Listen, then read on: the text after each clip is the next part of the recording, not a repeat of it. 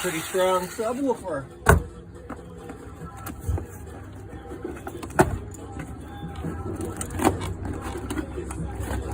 one life to live out here in this world, man. If you don't do it right now, then when you gonna do it? If you don't do it for nobody else, make sure you do it for yourself. If you ain't got nobody to do it for, then do it for yourself. Do it for yourself. Do it for yourself. And when they start hating on you, tell them thank you for the help. Thank you for the help. Thank you for the help. If you ain't got nobody to do it for, then do it for yourself. Do it for yourself. Do it for yourself. And when they start hating on you, tell them thank you for the help. Thank you for the help. Thank you for the help. And what's going on, guys? Welcome back to the channel, man. In today's video, unfortunately,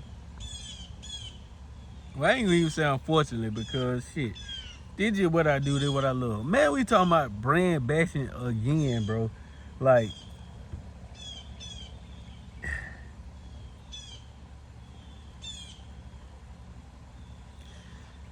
if y'all interested in hearing what I got to say, make sure you like, comment, share, subscribe, click that notification bell, and let's discuss this video, man. Let's get it. All right, so first thing first, we gonna play this video right here beside me. Pretty strong subwoofer.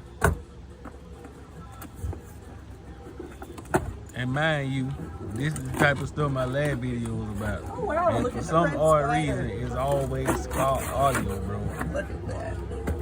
I'm not a huge Scar Audio fanatic, but I understand.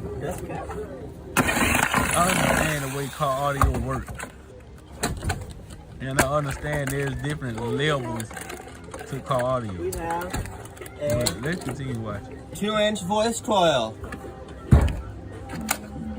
Great for smelling, smoking, blowing up. Okay, so as y'all seen, we had a post on Facebook. I think it was a bass heads on the budget. I'm part of pretty much all them car audio groups. I just go through the scroll and see what I can see. I may find a deal on that motherfucker, you know what I'm saying? I just scroll and see what I can see. But stuff like this right here piqued my interest because, like I said in the last video, bro, if you don't have the full understanding on how car audio works at the very basic level, bro, you will be this guy every single time, man. Every single time. I don't care what brand it is, bro. You can go buy you a $700 Def Bunt subwoofer and put it on power and kill that bitch in the same day.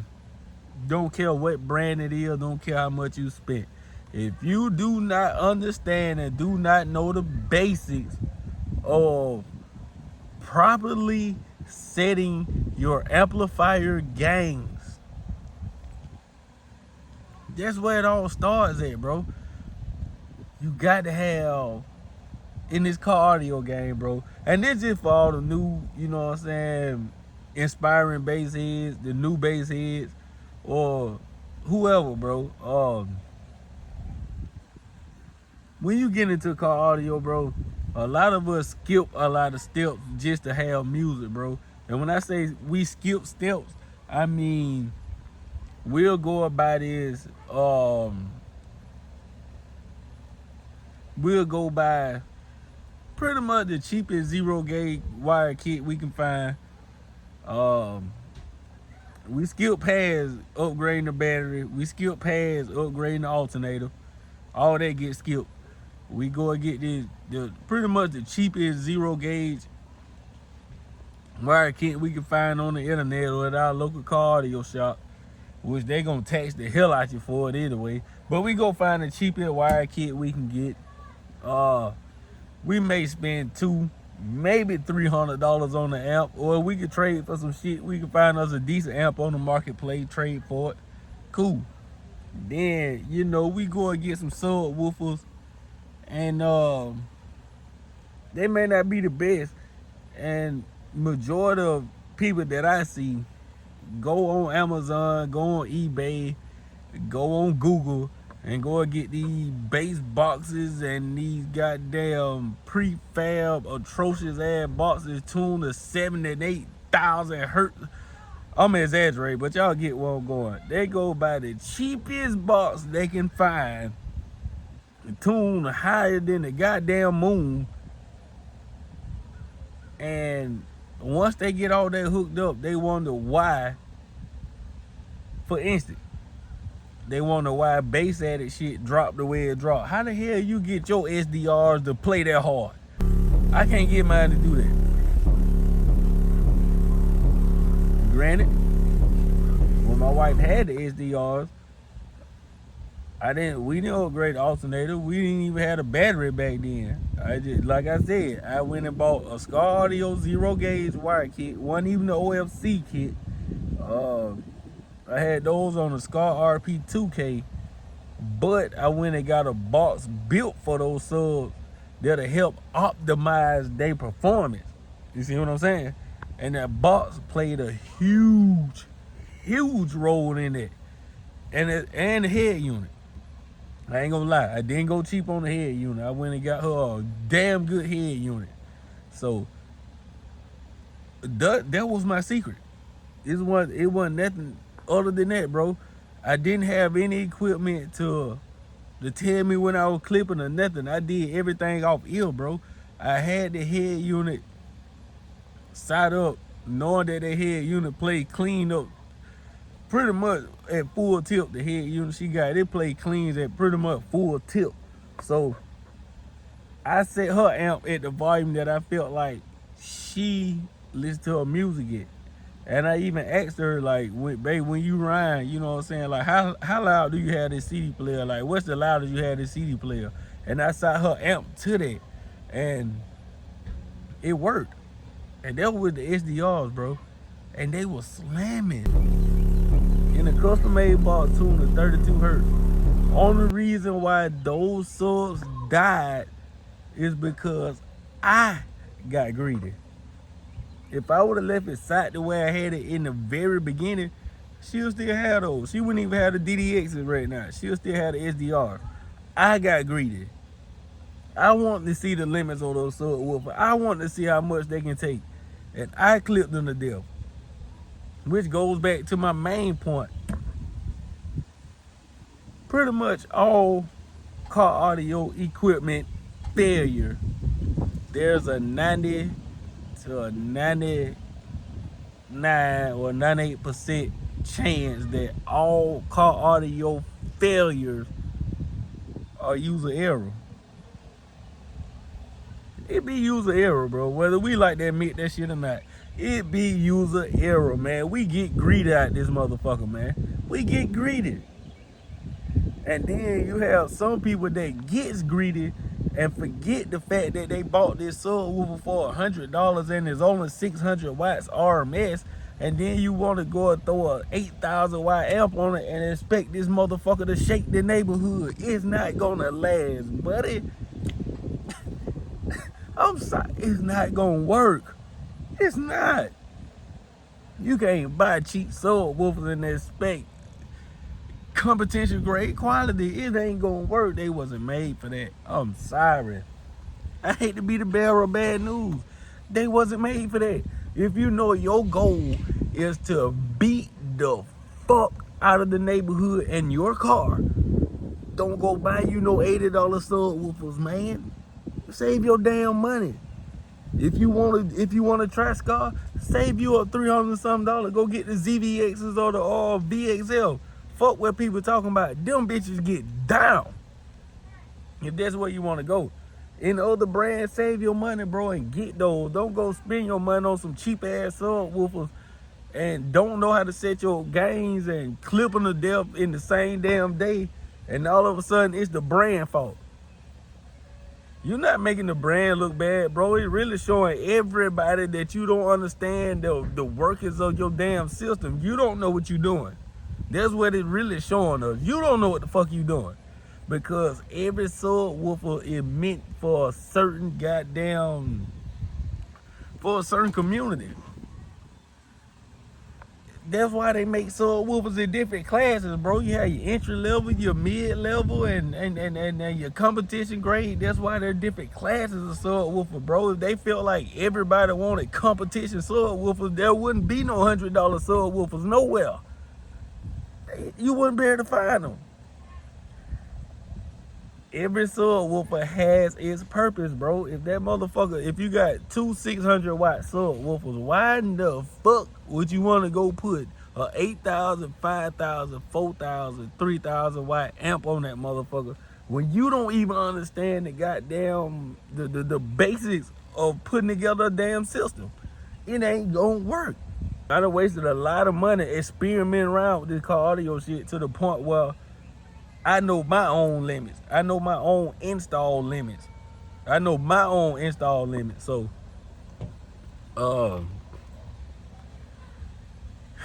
I guess the point of the video is to say, like I say, I'm not bashing the guy that made that video. Because like I say, I don't know his car audio experience. And I'm definitely not coming down on him. I don't care how much you cashed out on, bro. If you don't have that shit set up right, you're gonna blow your subwoofer. It's gonna happen. And just because you spent so much money on Sundown and it seems to be working, it's only lasting just that much longer because they're built a little more beefier, but it's gonna blow. It's gonna happen. It's just lasting a little longer than the cheaper subwoofer because it's built a little more stout, if that makes sense. Oh, it's coming. Don't think just because it's Sundown, oh, it can take it. If you don't know what the fuck you doing, oh, it's coming. You gonna blow that motherfucker. You gonna clip it. Heat is your goddamn enemy. And clipping creates heat. Heat is your goddamn enemy. It's your enemy. So, just because you got Sundown and you smell the motherfucker smoking and you did that, oh, it's Sundown, they can take it. If your amp and shit ain't set right, oh, it's coming. Probably it ain't coming that fast as that cheaper one would blow, but oh, it's coming. That cord gonna unravel. It's gonna come. That's if you don't know what you're doing. Now, can you bang the hell out of entry-level subwoofers? Shit, yeah. Should you know when to turn that motherfucker down? Shit, yeah. When you know you got cheaper subwoofers, as soon as you start smelling them, turn them down, bro. Give them motherfucker 10 to 15 minutes to breathe, man. Let them calm down. Turn them down. You ain't even got to turn them off. Turn them down. You let them still play, but turn them down so they can cool off. Once they cool off a little bit, go back at them and repeat the cycle. They would last like that, bro. But if you smell the motherfucker and you steady demanding more, you steady clipping, bro, it's gonna blow. And it'll happen with any subwoofer. Resilient Sound, Del Bunt, Sundown, DC Audio, Surin Vega. I don't care what the brand is, bro. Scar, DS18, whoever. It's all the same concept with all of them, bro. You can have this beefy ass Sundown ZV6. If your gains ain't set right, bro, you will clip that big motherfucker to death, and you'll be butt hurt like a motherfucker because you done spent a shit ton of money on this subwoofer, playing and hoping that it outlasts the cheap ass Scar that you just blowed, but you got the same results because you don't have the understanding on how to set that shit up. It'll happen. The ZV6 probably ain't gonna blow as fast as the cheaper one did. But if you keep on clipping it, bro, that cord is gonna unravel. Heat is gonna kill that glue and the cord gonna unravel. It's gonna happen, bro. So stop blaming brands, no matter who the brand is. Stop blaming brands on user error, bro. None of these subwoofers would blow. None of these amps would blow, bro, unless we was trying to get more. If we wasn't trying to get more than what this shit was rated for out on, bro, that shit'll last us a goddamn lifetime, because that's what they're made to do. But us as bass heads, we get greedy. And it's a fact. We get greedy. We get fucking greedy, bro. So, That's just my take on that video. Like I said, big shouts out to the guy that made that video. Not bashing him, I'm speaking in general. And that video just really got the wheels turning in my head, because it really made me realize, like, this the reason why people bash brands. And it's crazy that Scar Audio is always that goddamn brand that get bashed. Like, that's the only brand that blow around this motherfucker. The shit is crazy. I've seen niggas blow Sundown, X series, Sundown, SA series. I done seen all type of goddamn subwoofer getting blown. I'm talking about cone getting shot up out that mother. Bro, I done seen a lot. And it ain't only Scar, but it's always Scar that gets broadcast and get. It's not the brand fault. You right here. You. I'm talking to you. It ain't the brand fault, bro. You bought a 600 watt subwoofer, but you wanted 1500 watt subwoofer performance. Not the brand fault, sir. Not their fault. Understand your equipment. Understand what you got, bro. And if you do not know how to set your amplifier gains for your subwoofer to be maximized, and you going to buy the cheapest prefab box you can find and not trying to get a box designed to optimize your subwoofer performance, bro, you're gonna kill them every time. You're gonna be in a constant loop of buying shit and it keep blowing. Buying shit and it keep blowing. If you don't know, ask somebody, bro. Am I a car audio guru? Fuck no.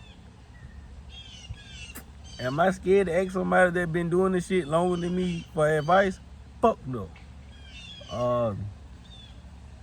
Am I scared to ask somebody to help me tune my shit? Fuck no.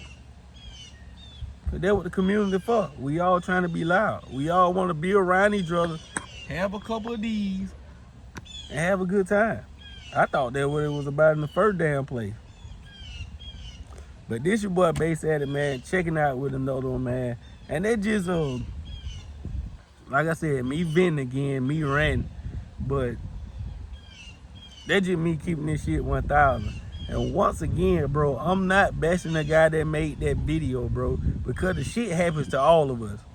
It happens to everybody. But at the end of the day, you still have to understand what you bought. You have to understand the specs on what you bought and understand the limits of that shit. And the key, learn how to set your gains. If you don't know how to set your gains, bro, ask somebody. And the shit'll last. I'm gonna put a video right here with my scar, with my wife's old scar, SDR 12, in that custom made box tune of 32 hertz. And she'll still have that shit if I didn't get greedy. I blew those because I got greedy. I went up on a goddamn gain on that amp knowing I shouldn't have. I got greedy. But the way I had it set in this video, she'll still have them.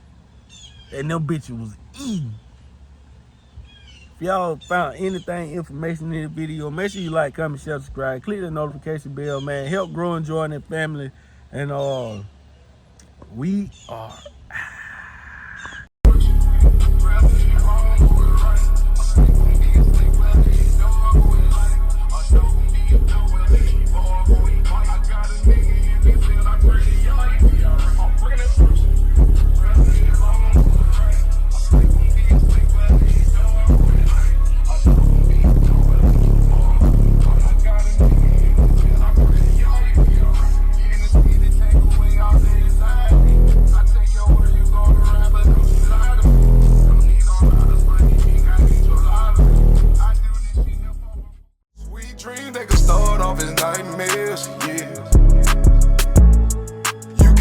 your opinion, but who really cares, yeah. Niggas saying that I motherfucking been here before. Like I got a whole soul, you know. Not that same dude back in high school. Trials and tribulation had to make